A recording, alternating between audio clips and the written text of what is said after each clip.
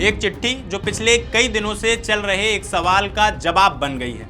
एक चिट्ठी जिसने संसद परिसर में विरोध कर रहे उन तमाम नेताओं को शायद सोचने पर मजबूर कर दिया जो बार बार एक ही सवाल दोहरा रहे थे कि कांग्रेस झारखंड के मामले पर चुप क्यों है।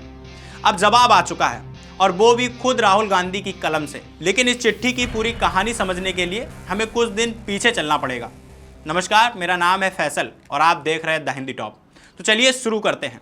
झारखंड में जेपीएससी और जेएसएससी जैसी परीक्षा भर्तियों में गड़बड़ियों और पेपर लीक को लेकर छात्र पिछले 3 हफ्तों से रांची की सड़कों पर हैं।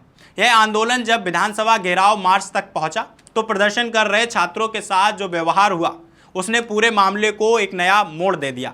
छात्रों पर बल प्रयोग की खबरें आईं और यहीं से यह मुद्दा झारखंड की सीमाओं को पार कर दिल्ली के संसद भवन तक जा पहुंचा। अब यहीं से शुरू होती है असली राजनीति। बीजेपी ने इस पूरे मामले को लेकर कांग्रेस के खिलाफ एक हथियार बनाने की कोशिश शुरू कर दी। भाजपा सांसदों ने संसद परिसर में प्रदर्शन किया, नारेबाजी की और सीधा निशाना साधा कांग्रेस नेता राहुल गांधी पर। सवाल उठाया गया कि जो राहुल गांधी हर छोटे बड़े मुद्दे पर प्रेस कॉन्फ्रेंस करते नजर आते हैं, वो झारखंड के छात्रों के मामले में चुप्पी क्यों साधे बैठे हैं। यहाँ बीजेपी नेताओं ने यह भी कहा कि चूंकि झारखंड में कांग्रेस जेएमएम की सहयोगी है, इसीलिए वह इस मुद्दे पर बोलने से बच रही है।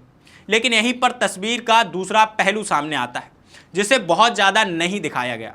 यह सच है कि राहुल गांधी शुरुआत से ही इस मुद्दे पर खामोश नहीं थे।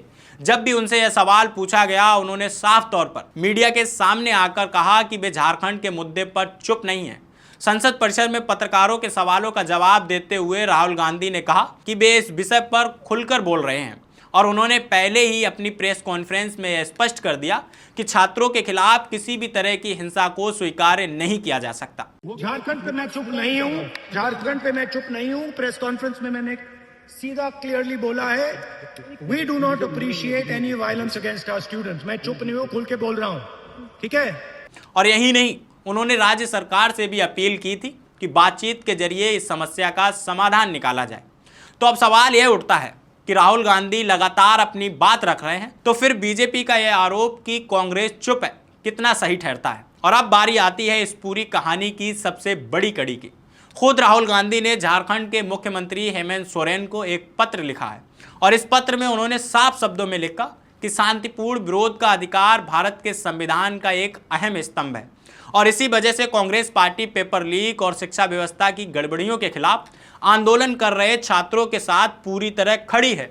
उन्होंने यह भी लिखा कि छात्रों का विरोध शांतिपूर्ण रहा और उनकी मांगे जायज हैं। राहुल गांधी ने अपने पत्र में मुख्यमंत्री हेमंत सोरेन को एक अहम सुझाव भी दिया। उन्होंने लिखा कि भले ही सरकार द्वारा बनाई गई कमेटी छात्रों से बातचीत कर रही हो, लेकिन मुख्यमंत्री को खुद व्यक्तिगत रूप से आंदोलनकारी छात्रों के प्रतिनिधियों से मिलना चाहिए ताकि उनकी बाकी बची चिंताओं को दूर किया जा सके और सरकार की गंभीरता स्पष्ट हो। पत्र के अंत में राहुल गांधी ने लिखा कि भारत के युवा ही देश का भविष्य है और संकट की इस घड़ी में उनके साथ एकजुटता दिखाना बहुत जरूरी है। अब जरा सोचिए कि जो बीजेपी नेता पिछले कई दिनों से संसद परिसर में यह आरोप लगा रहे थे कि राहुल गांधी और कांग्रेस झारखंड के मुद्दे पर मौन है, उनके सामने अब यह पत्र एक बड़े जवाब की तरह खड़ा है। एक तरफ आरोप था चुप्पी का, तो दूसरी तरफ खुद मुख्यमंत्री को लिखी गई एक विस्तृत चिट्ठी है जिसने छात्रों के मुद्दे पर सीधा हस्तक्षेप करने की मांग की है। जाहिर है कि इस घटनाक्रम ने बीजेपी की उस पूरी रणनीति पर ही सवाल खड़े कर दिए हैं जो अब तक कांग्रेस को इस मुद्दे पर घेरने की कोशिश कर रही थी।